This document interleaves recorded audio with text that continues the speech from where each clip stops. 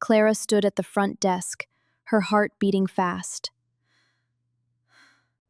I'm sorry. Mr. Bennett is already interviewing someone else. Wait, the interview already started?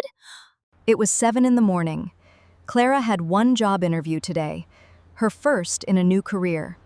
Okay, I think I can handle this.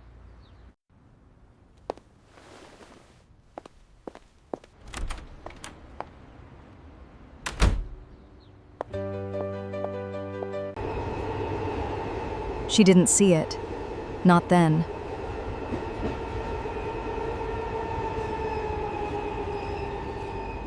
Actually, I have a question. My appointment was at 11 o'clock. Let me check. I'm sorry, the time changed yesterday. I am sorry, but it changed. Changed? I didn't get any message.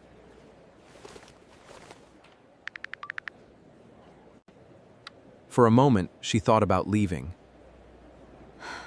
Maybe this was a sign she wasn't ready. Could you repeat that, please? What time was the message sent? Yesterday, 6 p.m. Actually, I see it now, Atuli. The confirmation didn't go through on our side either. I just want to make sure I understood. So it wasn't only me? No. It looks like both sides missed it.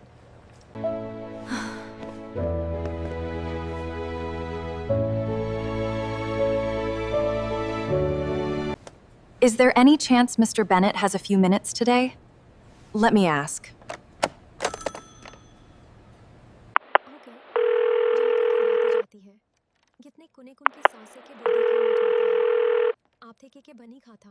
You're in luck. He has 15 minutes before his next appointment. Okay, I think I can handle this. Clara?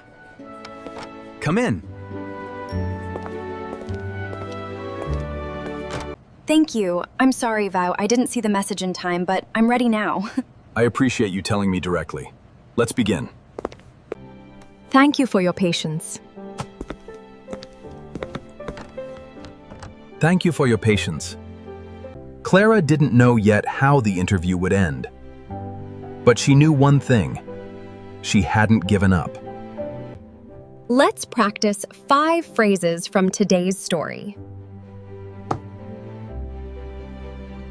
Could you repeat that, please? I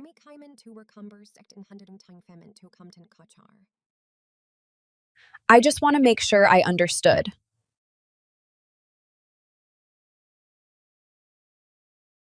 Actually, I have a question. But woverfully or well, the work of how to rub someone you today. But I have a question of Kardik for the make. I think I can handle this. I think I keep bracketing it, what we're holding. I think it's mun to the part to a bit. Thank you for your patience.